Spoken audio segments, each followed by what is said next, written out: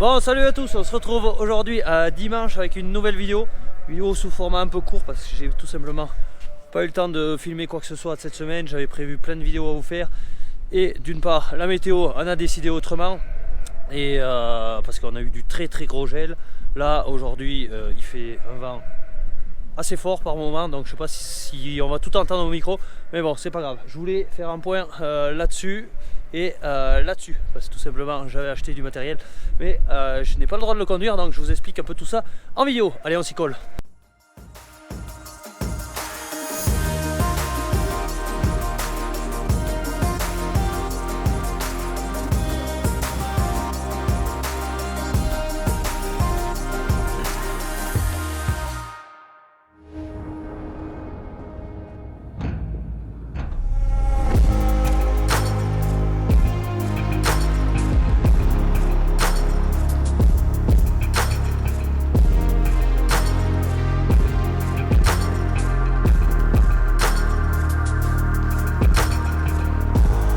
Bon allez, voilà, on va essayer de se mettre un peu à l'abri. Donc bétaillère E4 Williams, 3 essieux, la plus grosse chez E4 Williams, capacité 3 tonnes 5, véhicule à carte grise et tout.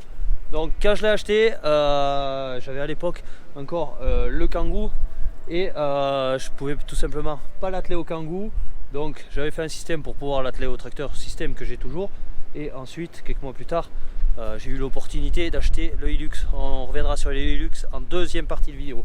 Donc l'avantage de cette bétaillère, comme je vous l'avais fait dans la présentation, c'est qu'elle fait 4 mètres et quelques de long et elle a,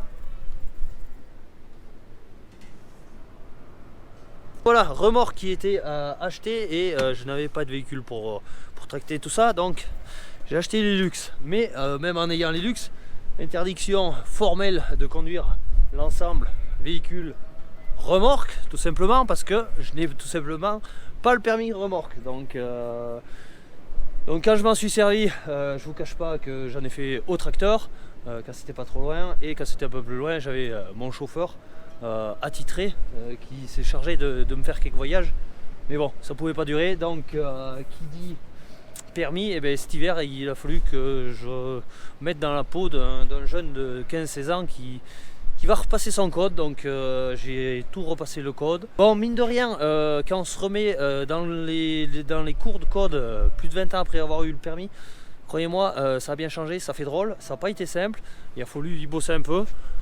Bon, par chance je l'ai eu du premier coup avec 3 fautes, donc je m'en tire pas trop mal.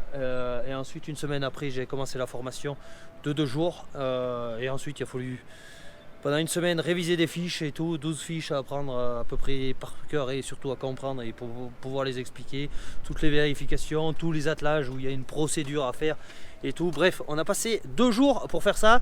Et s'il y avait une marche arrière, la marche arrière avec un slalom, finalement dans la formation, c'est ce que j'ai trouvé le plus facile à faire. J'y mettais moins d'une minute, donc ça c'était on va dire plus qu'un régal. Mais pour le reste, croyez-moi, c'était assez sport de tout repasser ça. Donc j'ai passé mon plateau et la conduite, je l'ai eu également du premier coup, donc assez satisfait de moi. Et du coup ça me permet maintenant d'être en règle pour pouvoir conduire moi-même, remorque et 4x4. Et avec la remorque qui a 3 tonnes 5.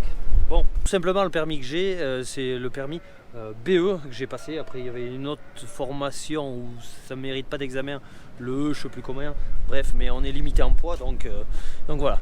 Et il faut savoir que quand on a des bétaillères de ce type là, on peut pas mettre n'importe quel véhicule devant, même des véhicules assez lourds, ça dépendra du PTRA du véhicule.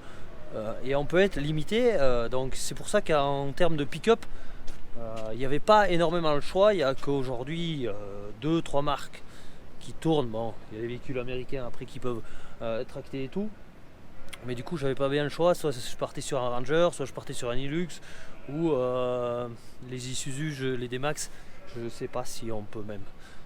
Parce que croyez-moi, ça fait un peu de poids et tout, et il faut essayer d'être quand même dans les règles au cas où il y a un accident, parce que des fois on aurait trouvé beaucoup plus de travail que ce qu'il faut. Donc voilà, je tenais à faire ce point, ça avait eu le mérite d'être expliqué. J'avais eu des questions là-dessus et je vous y avais pas trop répondu quand je vous avais fait la présentation. Parce que tout simplement, j'avais pas le permis, le temps de se mettre en règle et tout. On a profité pendant l'hiver, et bien pendant mon temps libre, soit le matin très tôt et tout, à faire des exercices de code.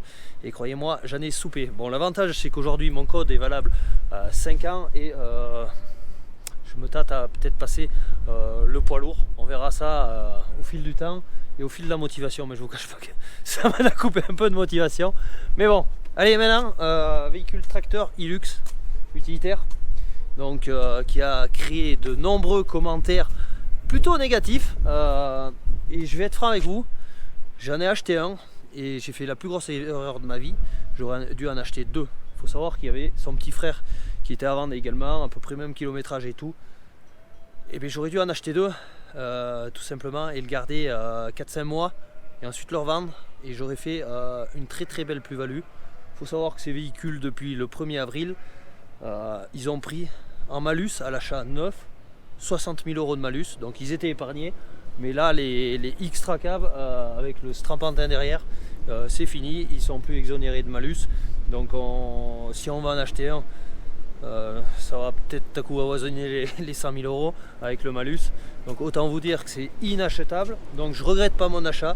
Et je regrette seulement le fait de ne pas en avoir acheté deux et d'avoir pu essayer de faire au moins 10-15 000 € de plus-value. Je pense que j'aurais pas forcé à les faire, sachant et voyant le prix que ça va tourner aujourd'hui en neuf avec les taxes. Donc voilà, ceci étant dit, des fois on fait des choix dans nos métiers, mais on fait pas toujours les bons.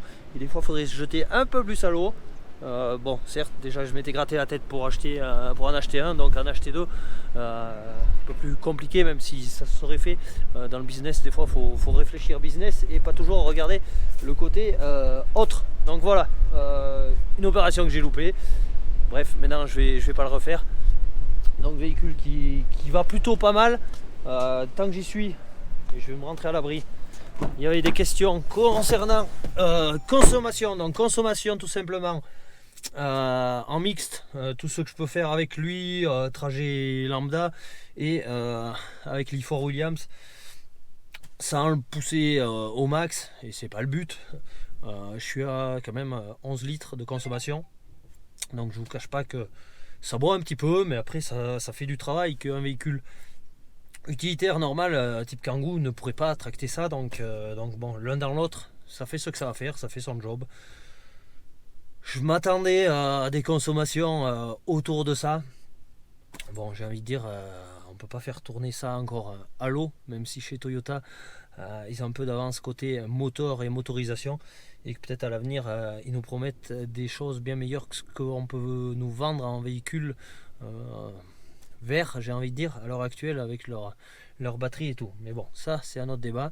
Donc voilà, je tenais à vous faire cette petite vidéo un peu plus courte, un peu plus rapide, pour vous expliquer que ouais, j'avais pris un peu les devants là. Pour le coup, j'avais acheté la bétaillère avant d'avoir ce qu'il fallait pour tracter et avant d'avoir l'autorisation pour tracter. Donc conduire sans permis, c'était pas le but, pas la finalité, parce qu'il faut savoir que s'il y avait un accident avec des personnes ou autres, ou si je causais vraiment du dommage, et bien l'assurance que j'ai ne m'aurait pas couvert. Et dans des accidents graves, et bien on peut y laisser une ferme. Donc voilà, c'est pour ça que même si c'est barbare, même si c'est pas intéressant et même si c'est pas facile, il faut avoir ses permis pour conduire et être assuré comme il faut. Donc voilà, maintenant il ne manquera plus qu'à vous faire quelques vidéos quand on va charger tout ça à peu près complet, quand on va estiver les bêtes, j'ai envie de dire. Bon, je vous cache pas que ça aurait dû être fait depuis longtemps, ça s'est pas fait parce que ça fait 2 mois maintenant que la météo nous aide pas. Je vais y revenir. Côté agnelage, on va y revenir aussi, même s'il est quasiment fini, il reste 25-30 brebis à faire. Bon, ça a été pas mal intense, il y a eu des soucis aussi. J'essaierai de vous représenter tout ça en vidéo. Bref, j'avais prévu de vous en sortir au moins 2 cette semaine. Les bêtes m'en ont empêché, plus d'autres projets.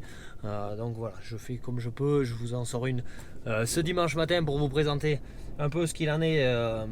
C'est du véhicule qui va servir à transporter un peu les brebis, et ce qui me sert aussi à transporter mes animaux pour tout ce qui est commercialisation. Et puis voilà, donc allez, je vous garde pas mieux pour cette vidéo. Je suis pas trop mal dedans, il fait pas trop de vent, donc n'hésitez pas à liker, commenter, partager. Et toujours pareil en commentaire, un bonjour, un salut, sinon vous êtes sûr que je vous répondrai pas. Chose que j'ai mis en place depuis maintenant quelques semaines. Donc voilà, allez, à bientôt, ciao, bye bye.